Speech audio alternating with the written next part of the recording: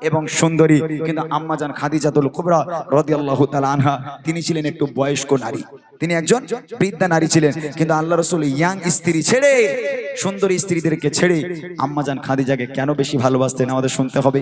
ভালো করে শোনেন গজলটি। দেখেন, আম্মাজান খাদিজা ছিলেন বড় লোকের মেয়ে। আম্মাজান খাদিজার আব্বাজানের অনেক সয় সম্পত্তি, জায়গা জমি, সোনাদানার মালিক ছিল আম্মাজান খাদিজা। একদিন আম্মাজান খাদিজা আল্লাহ রাসূলের কাছে প্রস্তাব পাঠালো, হে আল্লাহর পয়গম্বর, হে মহানবী, আমি খাদিজা আপনাকে বিয়ে করতে চাই, বিয়ের প্রস্তাব দিলাম। আল্লাহ রাসূল বলছেন, খাদিজা তুমি কোথায় আর আমি কোথায়? তোমার আব্বাজানের এত সয় সম্পত্তি, জায়গা জমি, সোনাদানার মালিক তুমি, আর আমি মুহাম্মদ, আমার খাওয়া হয় না, তুমি কেন আমাকে বিয়ে করবে খাদিজা? আম্মাজান খাদিজা বলেছিল, হে আল্লাহর পয়গম্বর, রতনকে রতনই চেনে, আমি জানি আপনি কেমন মানুষ। আমি খাদিজা কথা দিলাম, আপনি যদি আমাকে বিয়ে করেন আমি কোনোদিন আপনাকে কষ্ট দেব না। আপনি দিনের দাওয়াত দিতে যাবেন, আমি খাদিজা আপনার ভাত রান্না করে খাওয়াবো। আপনি দিনের দাওয়াত দিতে যাবেন, আমি খাদিজা আপনার জামা কাপড় পরিষ্কার করে দেব। হে আল্লাহর পয়গম্বর, আমাকে বিয়ে করেন, নিরাশ করবেন না। আল্লাহ রাসূল খাদিজাকে বিয়ে করলো। বিয়ে করার পর সাংসারিক জীবন কাকে বলে, কেমন তারা স্বামী স্ত্রী হিসাবে ছিল, আমাদের জন্য কি বার্তা তারা দিয়ে গেছেন, সাংসারিক জীবন কেমন হওয়া উচিত, কবি ছন্দের মাধ্যমে লিখছে, মনোযোগ দিয়ে শুনুন।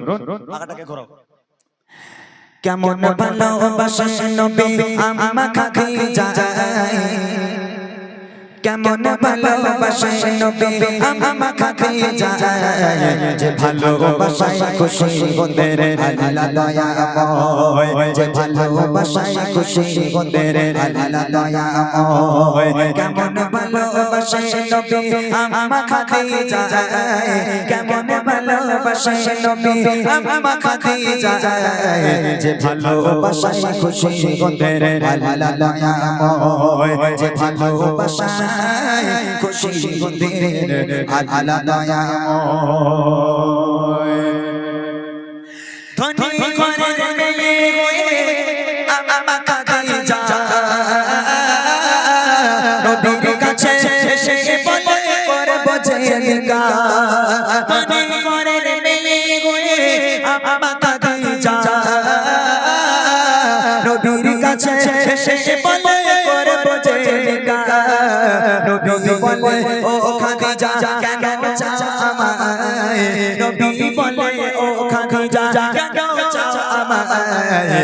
রতনকে রতন চেনে অন্য কেহ নয়, ও গো রতনকে রতন চেনে অন্য কেহ নয়। কেমন ভালোবাসেন নবী আম্মা খাদিজা, কেমন ভালোবাসেন নবী আম্মা খাদিজা, যে ভালোবাসায় খুশি গোদের আল্লাহ দয়াময়, যে ভালোবাসায় খুশি গোদের আল্লাহ দয়াময়।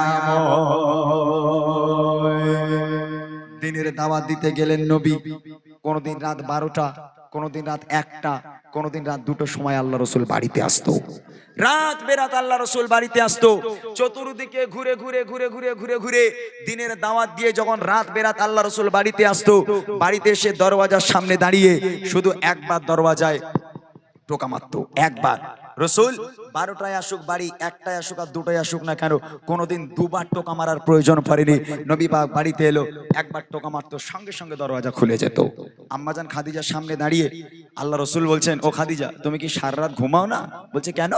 মানে একবার টোকা মারি সাথে সাথে দরজা খুলে দাও, কেমন করে পারো? তুমি কি ঘুমাও না? আম্মাজান খাদিজা বলেছিল, হে আমার স্বামী, আপনি যখন বাইরে থাকেন আমি খাদিজা ঘুমোতে পারি না, বড় টেনশন হয়, বড় ভয় হয়, না জানি কাফেরেরা আপনার উপর কোনো আক্রমণ করলো কিনা, আপনার কোনো ক্ষতি করে দিল কিনা, এই চিন্তায় আমি খাদিজা সারা রাত ঘুমোতে পারি না। আপনার পথে দরওয়াজার গোড়ায় বসে বসে আপনার ইন্তজার করি, আপনার অপেক্ষা করি। আহা হা, স্বামীর প্রতি কি ভালোবাসা! স্বামী বাড়ি নেই বলে স্ত্রী ঘুমোতে পারে না, দরওয়াজার গোড়ায় বসে আছে আমার স্বামীটা কখন বাড়ি আসবে। আর আঙ্গা ঘরের মায়েরা তারা পারবে বলে মনে হয়। ছেলে যদি 12টার সময় কাজ থেকে বাড়ি যায়, আল্লাহ রাসূল একবার টোকা মারতো, দরজা খুলে যেত। আচ্ছা আমাদের মনে হয় আমাদের মতো ছেলেরা বাড়ি গিয়ে একবার টোকা মারবে, আমাদের গিন্নি দরজা খুলে দেবে? টোকা মারা দূরের কথা, কিল মেরে ঘুষি মেরে সে ওঠে না, কোনো মতে ঘুম ভাঙে না, শেষে রেগে গিয়ে এক লাথি মেরেছে দরজায়, দরজা মাঝখান থেকে ভেঙে গেল। তারপরেও মায়েদের ঘুম ভাঙে না, সব জান্নাত থেকে ঘুরে বেড়াচ্ছে। উনি আবার সকালবেলা গল্প দেবে, কোনি জানিস আমার স্বামী আমাকে কেমন ভালোবাসে, আমার স্বামী আমার সোনার চাঁদ না। ওরে বাপরে বাপ, আম্মাজান খাদিজার উপরে সব।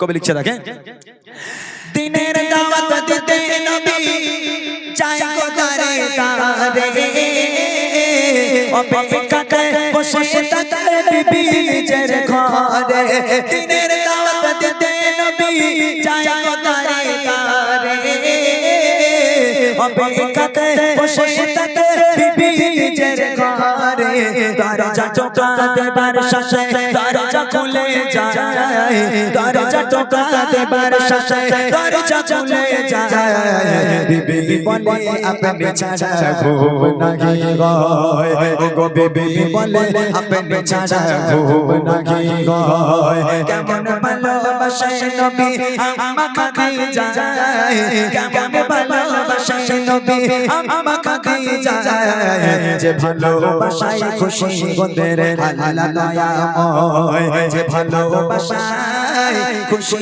গোদের আল্লাহ দয়াময় পরের দিন আবার বাড়ি এলো নবী আবার দরওয়াজায় টোকা দিল আবার দরওয়াজা খুলে গেল আম্মাজান খাদিজা সামনে দাঁড়িয়ে আছে আল্লাহ রাসূল আম্মাজান খাদিজাকে দেখে হাউমাউ করে কেঁদে উঠেছে কেন জানেন আল্লাহ রাসূল দেখছেন খাদিজা দাঁড়িয়ে আছে আম্মাজান খাদিজার জামাটা এখান থেকে এমন ভাবে ছিঁড়ে গেছে ও জামা সেলাইও করা যাবে না তাবলিও মারা যাবে না কারণ এই দেখে আল্লাহ রাসূল হাউমাউ করে কেঁদে উঠেছে আম্মাজান খাদিজা আল্লাহ রাসূলকে জড়িয়ে ধরলো হে আমার স্বামী আপনি কাঁদছেন কেন আমার দ্বারা কি কোনো বেয়াদবি হলো কষ্ট পেলেন কাঁদছেন কেন নবী পাক বলছে খাদিজা তুমি কোন ঘরের মেয়ে খাদিজা তোমার আব্বা জানের এত সয় সম্পত্তি জায়গা জমি সোনাদানার মালিক তুমি সব সোনাদানা গুলো এনে আমি নবী আমার রাস্তায় কুরবানি করে দিলে খাদিজা আজকে তোমার অবস্থা দেখো তোমার জামাটা এমন ভাবে ছিঁড়ে গেছে আমি তোমার স্বামী হয়ে ও জামা সেলাই করে দিতে পারবো না ও খাদিজা আমি তোমাকে ভালো রাখতে পারলাম না আম্মাজান খাদিজা আল্লাহ রাসূলকে জড়িয়ে ধরে বলেছিল হে আমার স্বামী আমি কোনোদিন আপনার কাছে কষ্ট পাইনি জীবনে কিচ্ছু চাইনি তবে তিনটে জিনিস চাইবো দেবেন আল্লাহ রাসূল বলছে খাদিজা কি চাই বলো আম্মাজান খাদিজা বলছে আমার প্রথম নম্বর আবদার আমি খাদিজা যেদিন ইন্তেকাল হয়ে যাব যেদিন মারা যাব ওই দোকান থেকে কাফন কিনে পরালে হবে না তাহলে আপনার এই জুব্বা আপনার এই পিরান আমাকে কাফন করে দিতে হবে দ্বিতীয় নম্বর আবদার হলো মুনকার নেকির ফারিস্তারা যতক্ষণ পর্যন্ত আমার সওয়ালের জবাব না করবে আমার কবরের ধারে বসে থাকতে হবে আর তিন নম্বর আবদার হলো কবরে যখন আমাকে শোয়াবেন কবরে শোয়ানোর আগে আপনি নিজে কবরে নামবেন কবরের চারপাশটা একবার হাঁটতে হবে কেননা কবর যদি আমাকে আযাব দেয় আপনার পায়ে ছাপ থাকলে কবর আমাকে আর আযাব দেবে না এই তিনটা আবদার রাখবেন নবী পাক বলছে খাদিজা তোমার তিনটা আবদার মেনে নিলাম তোমার তিনটা আবদার আমি পূরণ করব এখানে যে সমস্ত মায়েরা আছেন একটা বার চোখ বন্ধ করে দেখেন দিনই আপনারা ভেবে দেখেন দিনই কেউ কোনোদিন কোনো স্বামীরে ভালো এইভাবে বলেছে এরকম আবদার করেছে যে আমি মরে গেলে আমার কবরটা একটু জিয়ারাত করো আমি মরে গেলে গ্রামের বাচ্চাদের একটু খাইও আমি মারা গেলে একটু কলমাখানি করো ইমাম মুয়াজ্জিনদের নিয়ে একটু আমার বাড়িতে খতম পড়িও এসব বলে ওসব না আমার মায়েদের আবদার বলে বাপরে বাপ ঈদ হয়ে গেল জানিস আমাদের ওলাউট একটু দিঘায় লেগালে না একটু বকখালি লেগালে না ওরে বাপরে আমার মায়েদের আবদার অন্যরকম কিন্তু আম্মাজান খাদিজা আল্লাহ রাসূলের কাছে কি আবদার করেছিল কবি লিখছে শুনুন বিবি বলে ও গো স্বামী মরণের পরে কবরে শোয়াবেন আমার জুব্বা কাফন করে কবরের চারিপাশে ঘুরবেন কেটে কেটে কবর যেন নাহি পারে আমায় পিছে দিতে থাকবে বসে ফারিস্তাদের সওয়ালের সময় থাকবে বসে ফারিস্তাদের সওয়ালের সময় কবরের কঠিন আযাব বড়ই ভয় হয় ও গো কবরের কঠিন আযাব বড়ই ভয় হয় কেমন ভালোবাসে নবী আম্মা খাদিজা কেমন ভালোবাসে নবী আম্মা খাদিজা যে ভালোবাসায় খুশি গোদের আল্লাহ দয়াময় যে ভালোবাসায় খুশি গোদের আল্লাহ দয়াময় ইন্তেকাল হয়ে গেল আম্মাজান খাদিজা মারা গেল প্রথম নম্বর আবদার ছিল জুব্বা দিয়ে কাফন পরাতে হবে আল্লাহ রাসূলের জুব্বা দিয়ে কাফন পরানো হলো দ্বিতীয় নম্বর আবদার করেছিল খাদিজাকে কবরে নামানোর আগে আল্লাহ রাসূলকে কবরে নামতে হবে আল্লাহ রাসূল কবরে নামলো কবরের চারপাশটা একবার হাঁটলো হাঁটার পর এবার আম্মাজান খাদিজাকে কবরে শোয়ানো হলো কবরে শোয়ানোর পর এই মুখটাকে কিবলার দিকে রাখতে হয় পশ্চিম দিকে রাখতে হয় যখন মাইয়াতকে কবরে শোয়ানো হয় মুখটাকে কিবলার দিকে করে দিতে হয় তো আম্মাজান খাদিজাকে কবরের মধ্যে শুইয়ে যতবার আম্মাজান খাদিজার মুখটাকে নিয়ে কিবলার দিকে ঘুরিয়ে দেয় অটোমেটিক খাদিজার মুখ ঘুরে আবার আকাশের দিকে হয়ে যায় আমার একবার চেষ্টা করা হলো, আবার একবার আম্মাজান খাদিজার মুখটাকে নিয়ে যেই কেবলার দিকে ঘুরিয়ে দিল, আমার এমনি এমনি ঘুরে আসমানের দিকে হয়ে যায়। সাহাবারাও পেরেশান, আল্লাহ রসুলও পেরেশান, মুখ কেন কেবলার দিকে ঘুরে না। আবার একবার ট্রাই করলো, তিনবার চেষ্টা করার পর আম্মাজান খাদিজার মুখ কোনো মতে কেবলার দিকে ঘুরে না, যতবার ঘুরিয়ে দেয় আকাশের দিকে হয়ে যায়। ওই সময় আল্লাহ পাক ডাক দিয়ে বলে, আমার বন্ধু চিন্তা করবেন না, চিন্তার কোনো কারণ নেই। আমি আল্লাহ চাই না খাদিজার মুখটা কেবলার দিকে থাক, কেননা খাদিজা দিন ইসলামের জন্য, কোরআনের জন্য আমি আল্লাহ আমার জন্য এত কষ্ট করেছে, এত রক্ত ঝরিয়েছে, নিজেকে এত কুরবানি করেছে। আমি আল্লাহ খাদিজার উপর এত খুশি হয়ে গেলাম। আমি আল্লাহ চাই না খাদিজার মুখটা কেবলার দিকে থাক, আমি আল্লাহ চাই খাদিজার মুখটা সরাসরি আসমানের দিকে হয়ে থাক, যাতে করে আমি আল্লাহ আরশে মুআল্লায় বসে বসে আমি আমার খাদিজাকে প্রতিনিয়ত দেখতে পারি। বলুন না সুবহানাল্লাহ। আহা কি ভালোবাসা। আল্লাহ বলছে, রে দুনিয়ার সব মেয়েদের মুখ কবরের মধ্যে কেবলার দিকে করে দে, শুধু খাদিজার মুখটাকে ছেড়ে দে। আমি আল্লাহ খাদিজাকে বড্ড বেশি ভালোবাসি, আমি আল্লাহ খাদিজার মুখটা আমার দিকে করে নিলাম।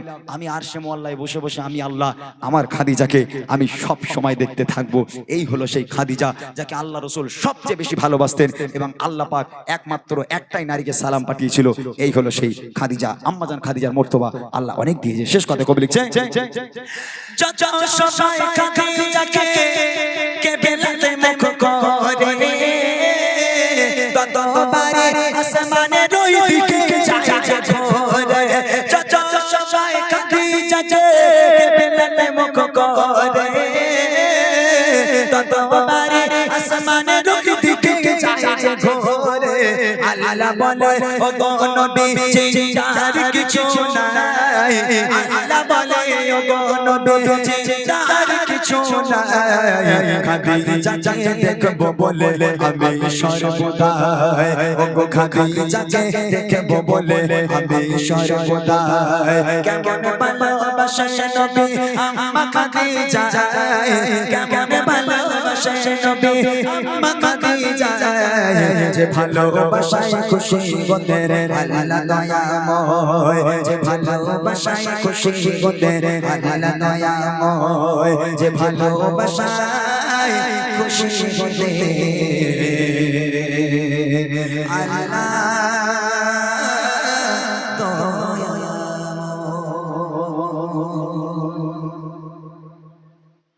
মাশাআল্লাহ, শুনলেন সুন্দর কিছু কালাম। রিকোয়েস্টের কালাম হবে এবং আরো শিল্পীগণ তারা বসে আছেন, তারাও গাইবেন। সবাইকে